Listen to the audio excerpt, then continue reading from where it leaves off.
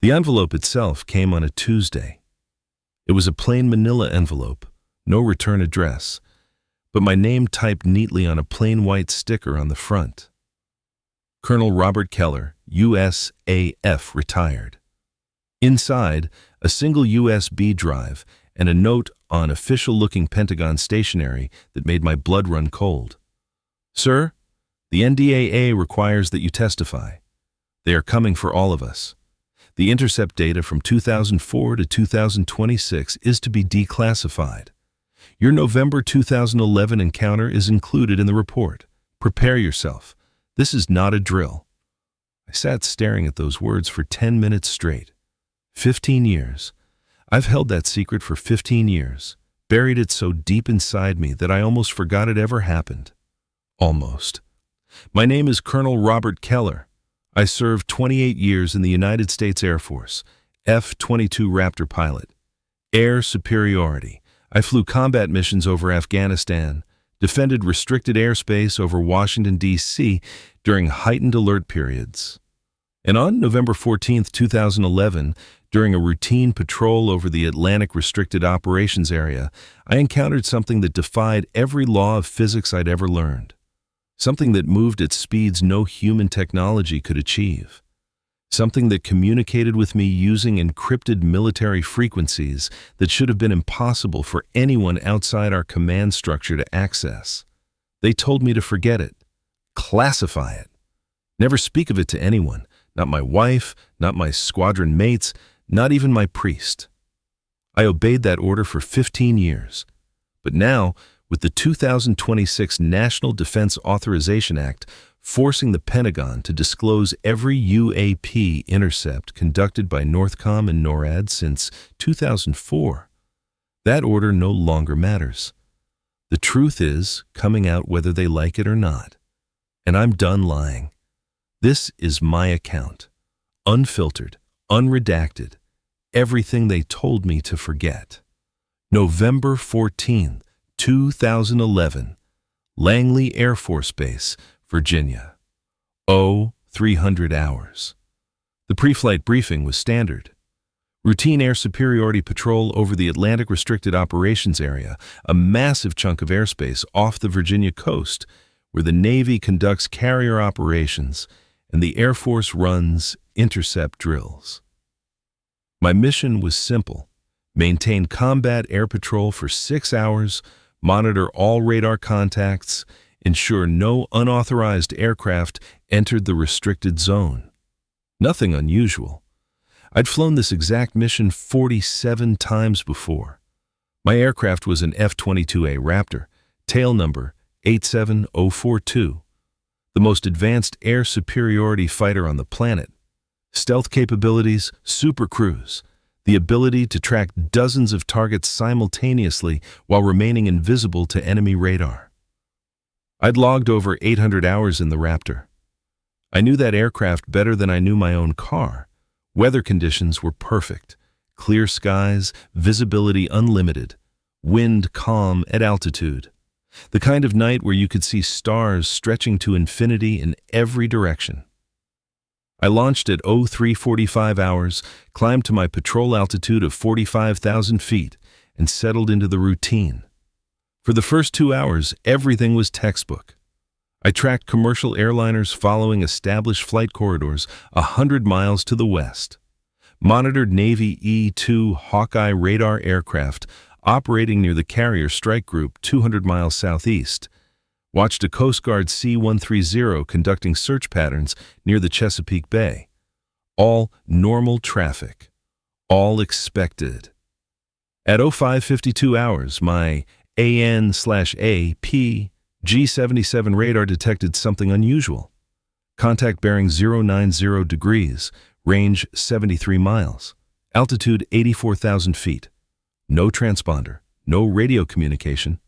Just a single radar return hovering motionless at an altitude where no conventional aircraft could maintain stable flight. I keyed my radio. Langley Tower, Raptor 2-1. I have an unidentified contact bearing 090, range 73 miles, altitude 84,000 feet. Request identification. The controller's response came immediately. Raptor 2-1, we show no traffic in that sector. Recommend you verify your instruments. But my instruments were fine. I could see the contact clearly on my multifunction display, a solid radar return. Not a ghost, not a malfunction. Something physical was up there. Langley Tower, contact remains. Stationary hover at 84,000 feet, no IFF transponder signal, requesting permission to investigate. A pause. Then a different voice came on the frequency. Older. Authority in every syllable. Raptor 2-1, this is Colonel Martinez, SOC. Disregard that contact. Return to your assigned patrol route immediately. Acknowledge. The Squadron Operations Center commander.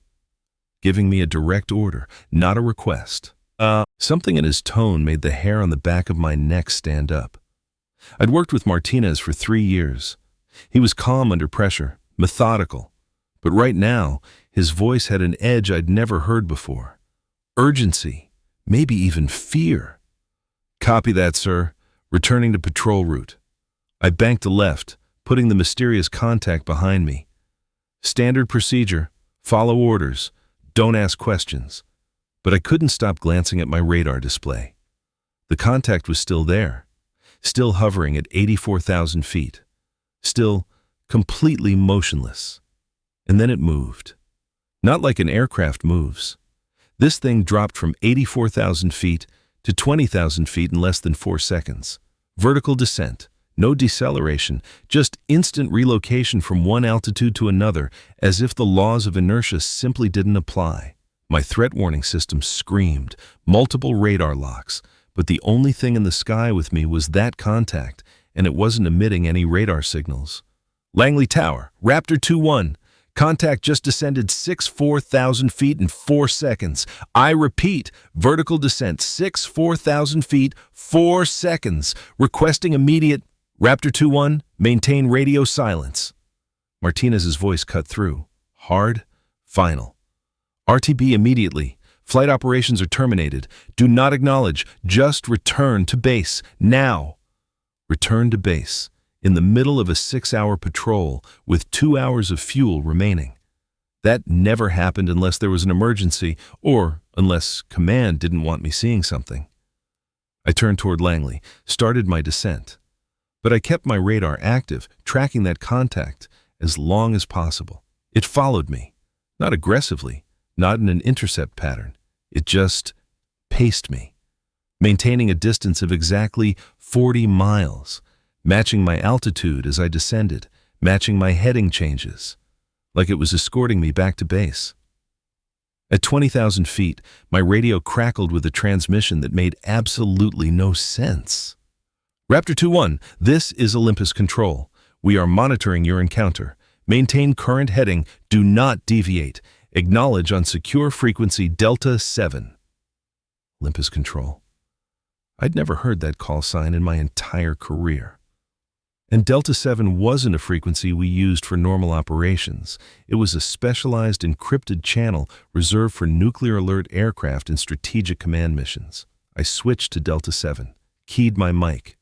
Olympus Control, Raptor 2-1. Please authenticate. The response came immediately. Authentication, Foxtrot Mike 702 Bravo, Raptor 2-1. The object tracking you is non-hostile. Repeat, non-hostile. It will disengage at 5 miles from Langley airspace. Do not, under any circumstances, attempt to engage or communicate with it. Acknowledge. Foxtrot, Mike 702, Bravo. That was today's authentication code. Valid. Official. This wasn't a hijacked frequency or a hoax. Someone with the highest level of clearance was watching this encounter in real time. Copy. Olympus Control. Non-hostile. Do not engage. Acknowledged. Raptor 2-1. Upon landing, you will proceed directly to the Squadron Operations Center. Do not debrief with ground crew. Do not discuss this encounter with anyone. Colonel Martinez will meet you personally. Is that clear? Crystal clear, Olympus Control. The transmission ended. I continued my descent, watching that contact on radar. At exactly 5 miles from Langley airspace, just as Olympus Control had predicted, The object accelerated straight up. Vertical climb. 0 to Mach 12 in 3 seconds. Then it was gone, vanishing from my radar at an altitude exceeding 200,000 feet. Mach 12. That's over 9,000 miles per hour. No human pilot could survive the G-forces required for that kind of acceleration, and no aircraft we possessed could achieve those speeds in atmospheric flight.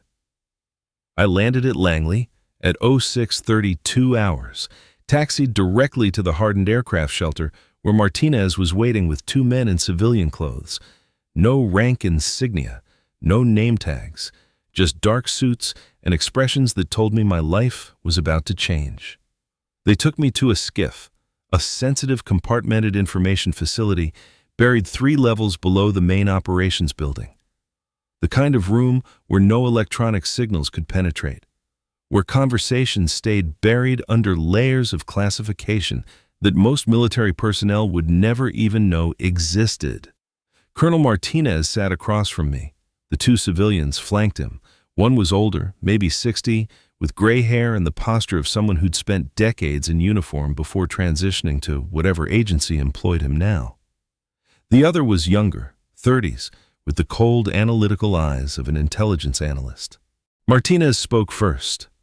"Colonel Keller, what I'm about to tell you is classified top-secret SCI, code word Broken Arrow Delta. You're not to discuss any part of this briefing with anyone, and I mean anyone, who doesn't have that specific clearance. Your security clearance has been upgraded as of 0600 hours this morning.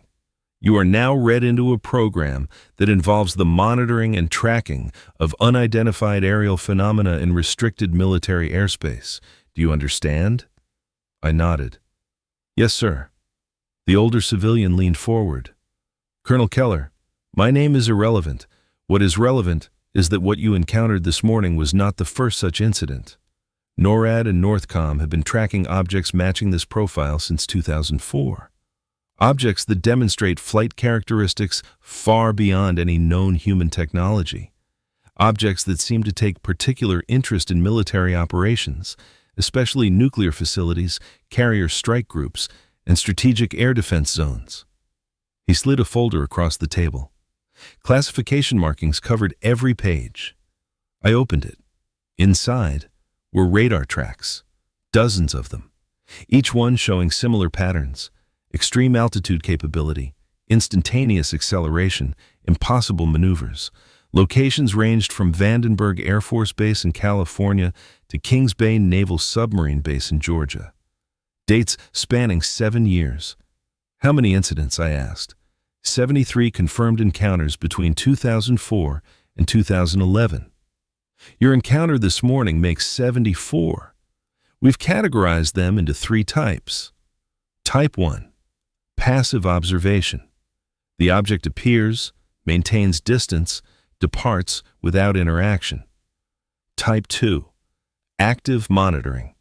The object follows military aircraft or vessels, maintaining constant distance, then disengages.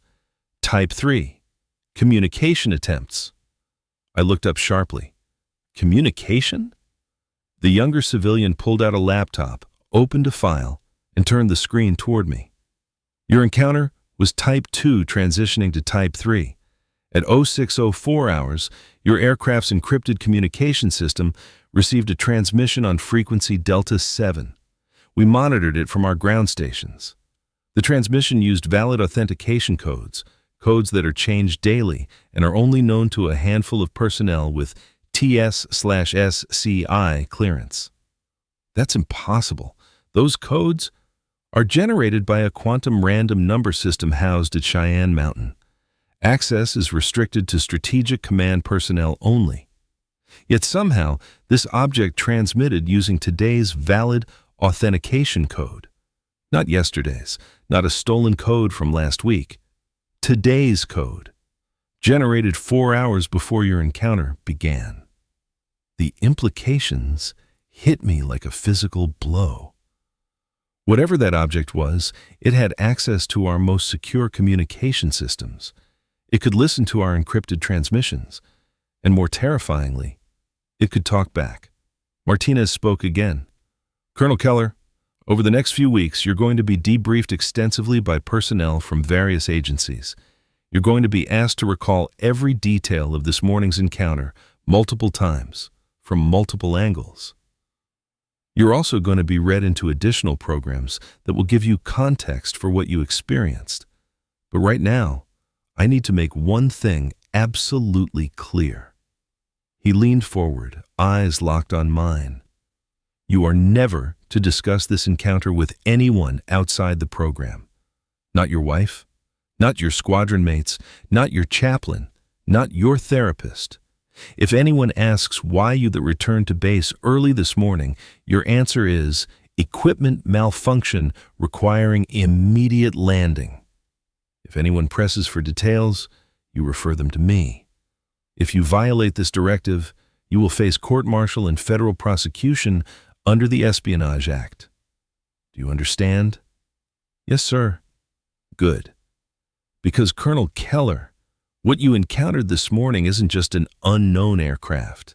It's evidence that we are not alone in this universe. And that evidence is considered the most highly classified information in the United States government. More classified than nuclear launch codes, more classified than the President's daily intelligence briefing. The existence of these objects and the fact that they're actively monitoring our military operations is information that could fundamentally change human civilization. Which is why it stays buried. Understood?" "Understood, sir." But even as I said it, something in my gut rebelled. Because if what they were telling me was true, if these objects represented non-human intelligence actively observing us, then keeping it secret seemed like the worst possible decision. The public had a right to know. Humanity had a right to know. The older civilian seemed to read my thoughts. "Colonel Keller, I know what you're thinking. Disclosure, transparency, the public's right to know. But consider this. If we announce tomorrow that non-human intelligence is monitoring our military operations and we have no ability to stop them, what happens? Panic? Religious upheaval? Economic collapse? The dissolution of international order as every nation scrambles to make contact or weaponize what they learn. We're not keeping this secret out of malice. We're keeping it secret because we don't know what else to do." He closed the folder. "You'll receive your full briefing schedule within 48 hours. Until then, you're grounded. No flight operations.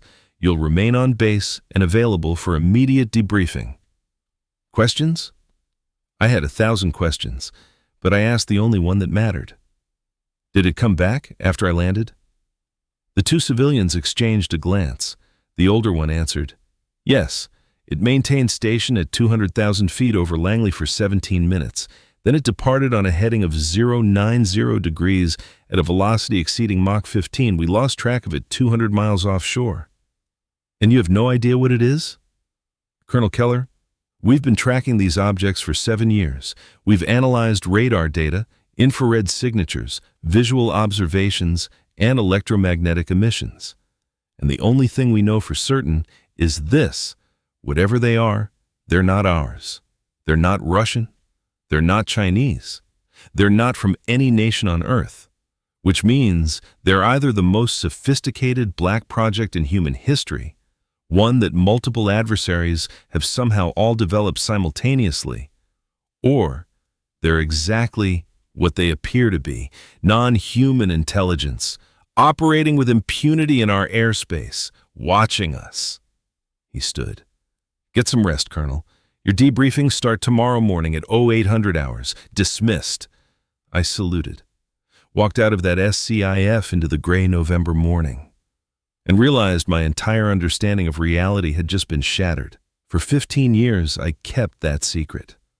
Attended the debriefings, learned about the program, officially designated All-Domain Anomaly Resolution Office, or AARO, though it had other names before that. Learned that encounters like mine happened regularly. The pilots from every branch of service had seen these objects, that Navy ships tracked them underwater, that ground-based radar stations monitored them descending from space. I learned that nobody knew what they wanted. Some encounters were passive, objects appearing briefly, then vanishing. Others were more interactive, like mine, with the objects seemingly testing our response capabilities. A few incidents involved objects hovering directly over nuclear facilities, causing temporary malfunctions in launch systems. Never hostile, never aggressive, just present, watching. And I learned that every single witness was sworn to secrecy under threat of prosecution. I retired in 2023.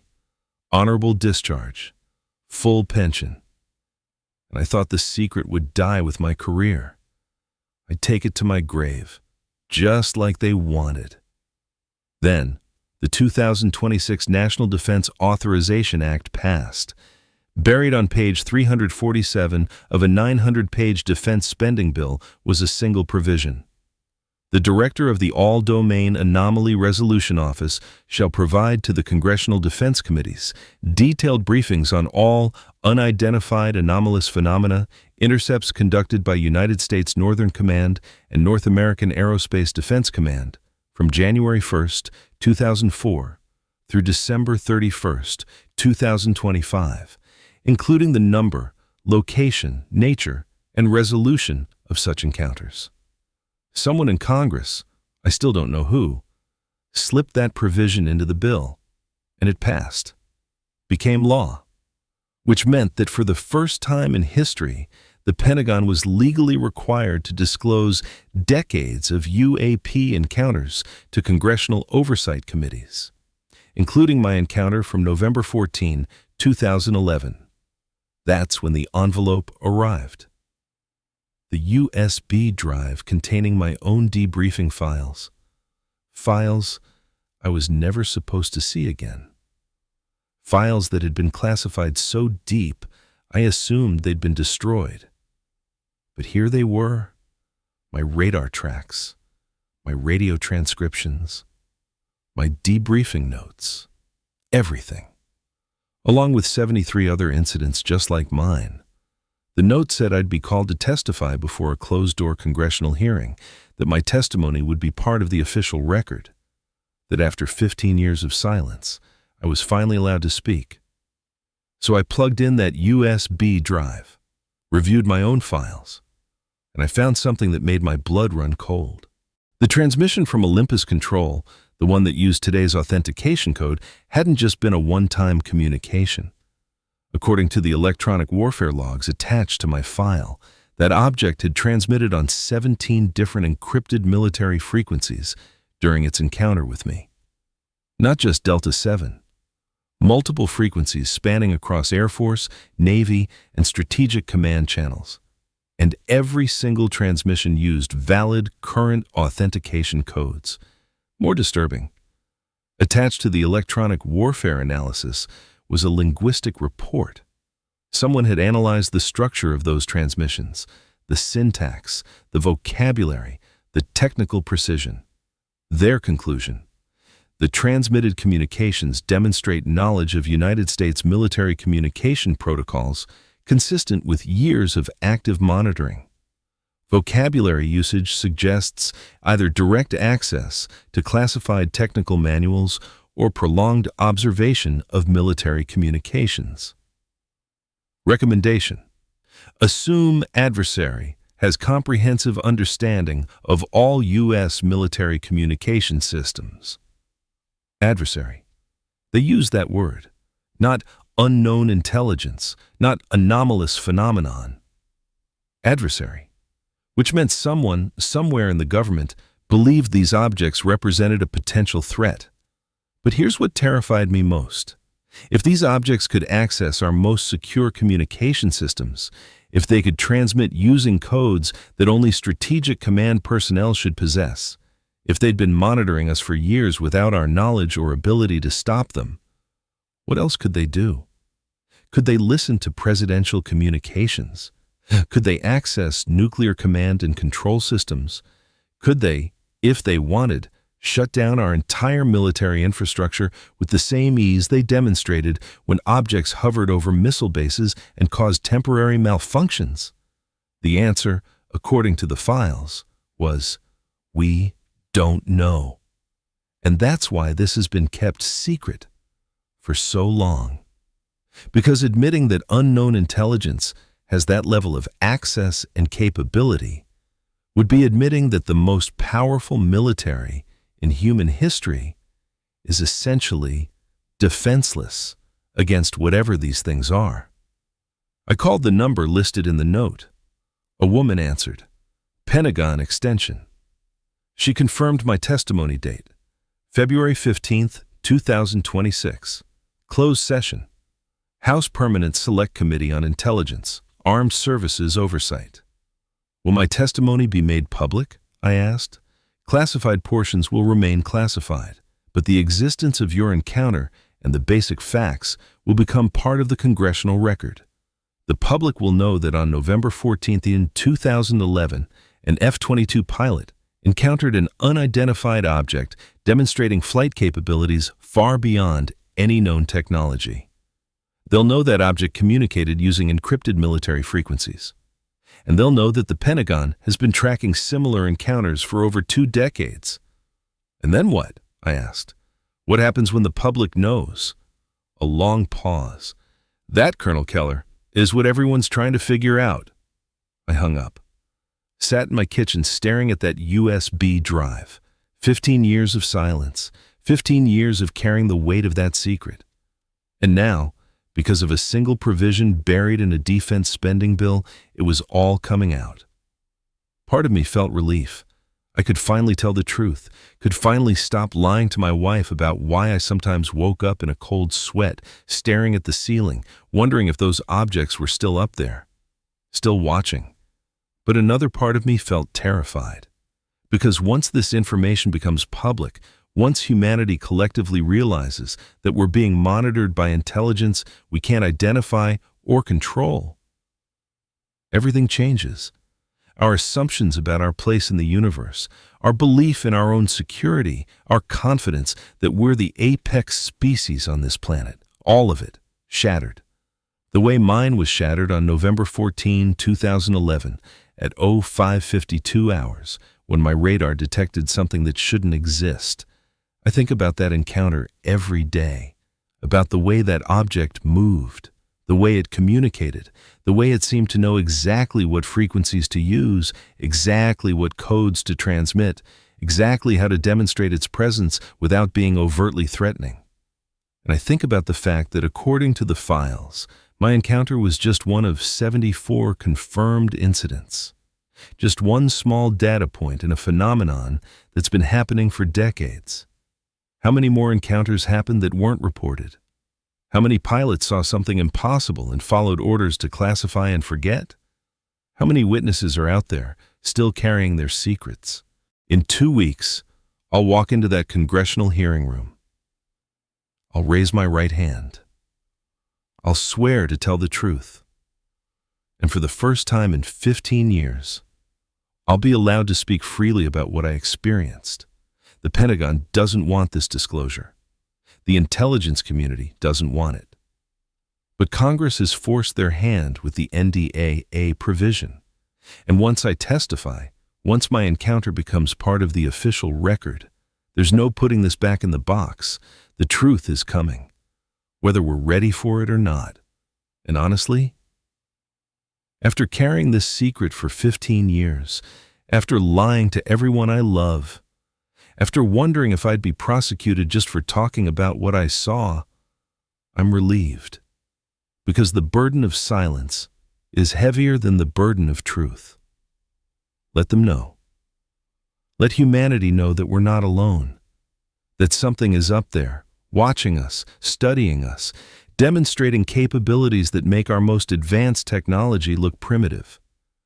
Let them know that on November 14, 2011, I encountered proof that our understanding of reality is fundamentally incomplete. And let them decide what to do with that information. Because I'm done keeping secrets. If you want to follow this story as it develops, If you want to hear from other military witnesses who are finally being allowed to speak about their encounters, hit that subscribe button. Because in 2026, the disclosure deadline is here. And the truth that's been buried for decades is finally coming to light. These stories matter. These witnesses matter. And the public has a right to know what's happening in our skies. I'm Colonel Robert Keller, and this is my testimony. Thank you for listening.